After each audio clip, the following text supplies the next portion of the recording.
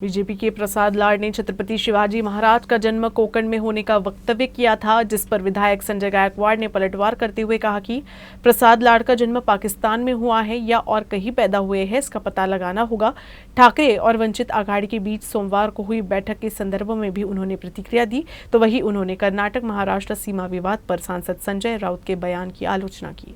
राज्याचे राज्यपाल, केंद्रीय भाजपचे त्रिवेदी आणि आता प्रसाद लाड आणि नंतर रावसाहेब दानवे या लोकांनी जणू काही छत्रपती शिवाजी महाराजांना बदनाम करण्याची, चिखलफेक करण्याची स्पर्धा लावली की काय, अशा प्रकारचं वातावरण आम्ही महाराष्ट्रात पाहून राहिलो।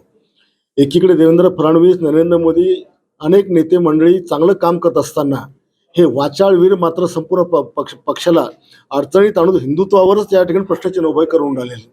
त्या प्रसाद लाड हा पाकिस्तानात जन्मास आला का हिंदुस्थानात, हेच तपासलं पाहिजे की ज्याला शिवरायांचा जन्म कुठं झाला आणि ते वाढले कुठे हे माहीत नाही। आणि रावसाहेब दानवे शिवाजी महाराजांना शिवाजी म्हणतो, अरे तू ज्या मराठवाड्याच्या मातीमध्ये, ज्या भूमीमध्ये शिवराय जन्मास आले, ज्यांनी एवढा मोठा इतिहास घडवला, त्यांना तुम्ही, तुमच्या बापाला तरी तुम्ही कधी शिवाजी म्हणून एकरी नावाने कधी बोलवलं होतं का? राज्यपाल शिवाजी महाराज शिवाजी म्हणतात, दानवे शिवाजी म्हणतात, तुम्ही काय उभ्या आयुष्यात तुमच्या बापाला एकरी नावाने बोलत होते? अरे हा तर आमच्या सगळ्यांचा बाप आहे, आमचा राजा म्हणजे। तर माझी विनंती आहे भाजपच्या नेतृत्वाला, फडणवीस साहेबांना आणि इतरांना की जरा या सगळ्या वाचाळवीरांना आपण आवरा। महाराष्ट्र शिवरायांचा अवमान हा कधी सहन करत नाही आणि यापुढे आता आम्ही ठीक आहे मित्रपक्षात आहोत, शिवसेना बाळासाहेब सेना आमच्या सोबत आहोत, पण आता आम्ही मुख्यमंत्र्यांच्या सांगण्यावर, इतर सांगण्यावर आम्ही खूप शांतता ठेवली, पण यापुढे आम्ही अपमान सहन करणार नाही। बुल्ढाना जिला परिषद के रिटायर्ड कर्मचारी की ओर से आयोजित कार्यक्रम में शरीक होने के लिए जिला परिषद के अधिकारी अपने प्रशासनिक कामों को अधर में छोड़कर चले गए, जिससे पहले ही दिन जिला परिषद के अधिकारी नदारद रहने के कारण नागरिकों को खाली हाथ लौटना पड़ा। जिले के ग्रामीण क्षेत्रों के नागरिक मिनी मंत्रालय के नाम से चर्चित जिला परिषद में अपना काम लेकर आते हैं, लेकिन सप्ताह के पहले ही दिन बुल्ढाना जिला परिषद कार्यालय में सन्नाटा छाया हुआ था और कारण था कि जिला परिषद के रिटायर्ड कर्मचारी द्वारा आयोजित एक कार्यक्रम। बुल्ढाना जिला परिषद का एक कर्मचारी कुछ महीने पहले सेवानिवृत्त हो गया था। इस कर्मचारी ने मलकापुर तहसील के दाताला में एक कार्यक्रम का आयोजन किया था और इसी कार्यक्रम में जिला परिषद के सभी अधिकारी और कर्मचारी नागरिकों के कामों की परवाह किए बगैर कार्यालयीन कामकाज के समय में कार्यक्रम में शामिल होने मलकापुर चले गए। इस वजह से जिले भर से आए कई नागरिकों को अधिकारियों के मौजूद नहीं होने के कारण खाली हाथ लौटना पड़ा। इस पूरे मामले से अब जिला परिषद के कर्मचारी और अधिकारियों के गैर जिम्मेदाराना व्यवहार पर सवाल उठने लगा है। अब इन अधिकारियों और कर्मचारियों के खिलाफ जिला परिषद मुख्य कार्यकारी अधिकारी क्या कार्रवाई करेंगे, इस और नागरिकों की नजरें हैं। बुल्ढाना जिला प्रशासन ने पहल करते हुए 5 साल तक के बच्चों का जनगणना में रजिस्ट्रेशन प्रतिशत बढ़ाने के लिए बुल्ढाना, खामगांव और शेगांव के सरकारी अस्पतालों में आधार सुविधा उपलब्ध करा दी है। जनगणना में 5 साल तक के बच्चों का रजिस्ट्रेशन नहीं होता है, इसलिए उनका डाटा उपलब्ध नहीं है। नतीजतन इन बच्चों का आधार रजिस्ट्रेशन का प्रमाण कम है। बुल्ढाना जिले में 5 साल तक के बच्चों के आधार रजिस्ट्रेशन का प्रतिशत मात्र 65% है, इसलिए जिला प्रशासन ने यह कदम उठाया है। आने वाले समय में 5 वर्ष तक के बच्चों को आधार पंजीयन के लिए लक्ष्य समूह माना जाए, ऐसे निर्देश जिलाधिकारी डॉक्टर HP तुमोड़ ने दिए हैं। हाल ही में जिलाधिकारी कार्यालय में आधार पंजीयन को लेकर बैठक हुई, जहां यह निर्णय लिया गया आहे की 0 ते 5 वयोगटातील जी बालके आहेत तर त्यांचं आधार काढलेली बालके फक्त 62% आहे, तर उर्वरित 40% जे आपले बाकी आहेत, तर हा टक्का वाढावा म्हणून डायरेक्टर जे आहेत UDIचे त्यांनी परवाला एक बैठक घेतली VC द्वारे आणि माननीय जिल्हाधिकारी महोदयांसोबत चर्चा केली। मग त्याच्यामध्ये असं ठरलं की 0 ते 5 वयोगटातील बालकांचे जास्तीत जास्त आधार कार्ड काढण्यासाठी एकतर अंगणवाडी स्तरावर आपण कॅम्प लावले पाहिजे आणि दुसरं म्हणजे जिथे मोठ्या प्रमाणात बर्थ रेट आहे असे जे मोठे मोठे शासकीय रुग्णालय आहेत, उदाहरणार्थ जिल्हा सामान्य रुग्णालय, साईबाई मोठे रुग्णालय शेगाव, खामगावचं उपजिल्हा सामान्य रुग्णालय, तर या ठिकाणी आपण जर आधार किट दिली तर बालकाचा जन्म झाल्यानंतर ताबडतोबच त्याचा आधार काढून होईल आणि यामुळे आपला जो टक्का कमी आहे तो वाढेल आणि त्या प्रसूतिगृहांमध्ये जे बालकं वारंवार आपल्या याच्यासाठी नेले जातात त्या दवाखान्यांमध्ये ट्रीटमेंटसाठी किंवा त्यांचा जो रेकॉर्ड ठेवला जातं तर त्या रेकॉर्डच्या आधारे सुद्धा त्या बालकांचा शोध घेऊन त्यांचं सुद्धा आधार अपडेशन आपण करणार आहोत. भारतीय संविधान के शिल्पकार भारत रत्न डॉक्टर बाबा साहिब आम्बेडकर के महापरिनिर्वाण दिन के अवसर पर अकोला शहर में अभिवादन रैली निकाली गई। भारतीय बौद्ध सभा, वंचित बहुजन आघाड़ी, फूले आम्बेडकर विद्वत सभा की ओर से पहल करते हुए रैली का आयोजन किया गया। अभिवादन रैली रात 11:15 बजे से शहर के टावर चौक से शुरू हुई। इस रैली में हजारों की संख्या में अनुयायी शामिल हुए। रैली मदनलाल धिंगरा चौक होते हुए रात 12 बजे अशोक वाटिका पहुंची, जहां अनुयायियों ने डॉक्टर बाबा साहिब आम्बेडकर की स्मृति अभिवादन किया।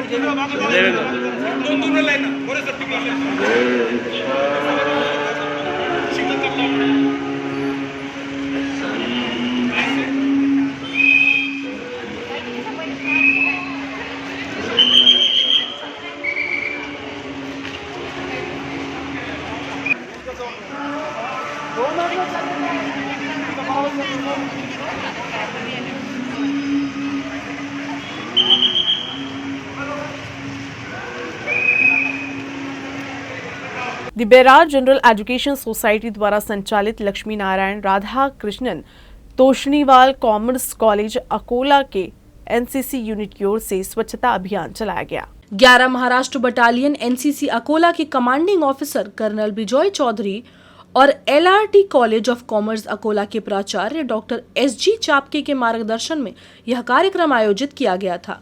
महाराष्ट्र एनसीसी निदेशालय की ओर से राष्ट्रीय प्रदूषण नियंत्रण दिन के अवसर पर 2 से 9 दिसंबर 2022 तक अभियान की शुरुआत अकोला शहर में मोरना नदी की सफाई कर की गई। पुनीत सागर अभियान एक नेक पहल है और 1.5 मिलियन एनसीसी कैडेट्स दुनिया भर के युवाओं की सोच को प्रभावित कर रहे हैं और इस अभियान के लिए एक जन आंदोलन खड़ा कर रहे हैं।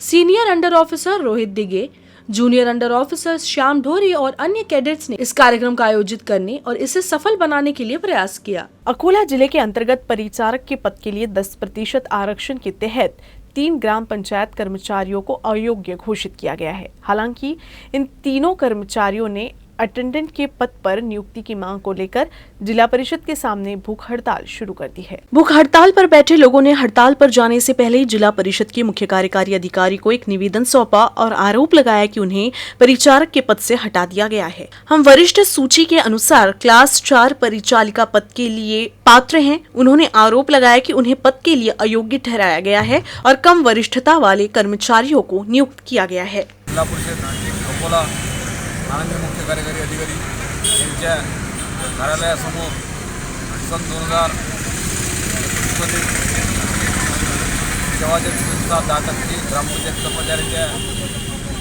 आरक्षणाच्या यादीनुसार सन 2020 मध्ये 10% भरती अकोला जिल्हा परिषदेमध्ये करण्यात आली।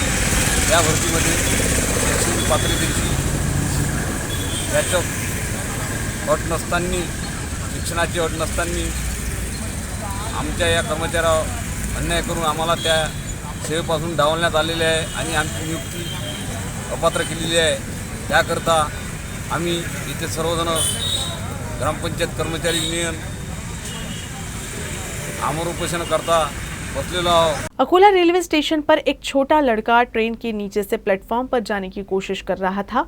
यात्रियों और आरपीएफ जवानों की सतर्कता से उसकी जान बच गई, जिससे बड़ा अनर्थ टल गया। कुछ दिन पहले अकोला रेलवे स्टेशन पर अकोला रेलवे पुलिस ने चलती ट्रेन में चढ़ते समय एक महिला की जान बचाई थी। ये घटना हाल की ही थी तो फिर से अकोला रेलवे स्टेशन पर शालीमार एक्सप्रेस से एक विकलांग व्यक्ति अपनी पत्नी और 4 साल के बच्चे के साथ प्लेटफॉर्म के विपरीत दिशा में रेलवे ट्रैक पर उतर गया। इस बीच जब ट्रेन आगे बढ़ने की तैयारी में थी तो उसका छोटा लड़का अचानक ट्रेन के नीचे से प्लेटफॉर्म पर आने लगा। उस समय प्लेटफॉर्म पर खड़े एक यात्री की नजर इस लड़के पर पड़ी तो वो चिल्लाया। उसकी आवाज सुनकर वहां मौजूद आरपीएफ जवान बच्चे की तरफ दौड़े और उसकी जान बचाई। इसके महज 10 सेकंड के बाद ट्रेन अगले स्टेशन के लिए रवाना हुई। अगर समय पर बच्चे को ट्रेन के नीचे से निकाला नहीं गया होता तो बड़ा हादसा हो सकता था।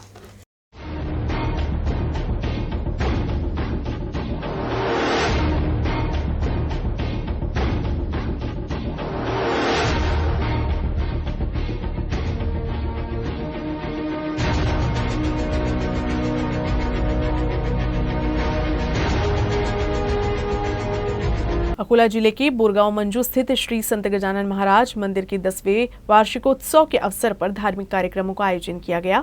साथ ही रोग निदान एवं स्वास्थ्य शिविर का आयोजन किया गया। इस शिविर में सैकड़ों मरीजों को निःशुल्क चिकित्सा सेवा प्रदान की गई। संत गजानन महाराज सेवा समिति की ओर से विगत 10 वर्षों से यह धर्मार्थ चिकित्सालय चलाया जा रहा है तथा ग्रामीण क्षेत्रों की आवश्यकता के अनुसार निःशुल्क चिकित्सा सेवा प्रदान की जा रही है। मोक्षदा एकादशी तथा गीता जयंती के अवसर पर संत गजानन महाराज मंदिर में धार्मिक कार्यक्रम आयोजित किए गए। तत्पश्चात रोग निदान एवं उपचार शिविर का उद्घाटन डॉक्टर दीपक बोहरा ने किया।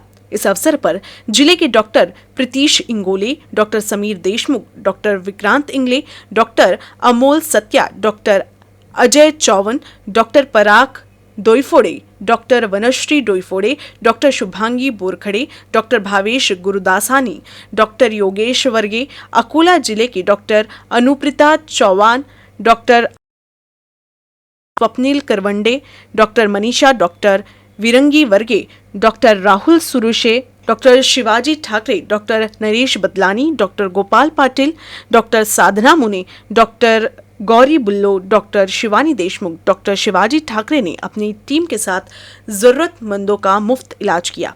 इस सामाजिक और धार्मिक आयोजन को सफल बनाने के लिए आयोजकों ने काफी मेहनत की। कोरोनाच्या काळामध्ये अत्यंत सेवाभावी पद्धतीने काम केलं। प्रवीण पाटील सर, भास्कर भाऊ घोगरे करतील अशी विधान विनंती।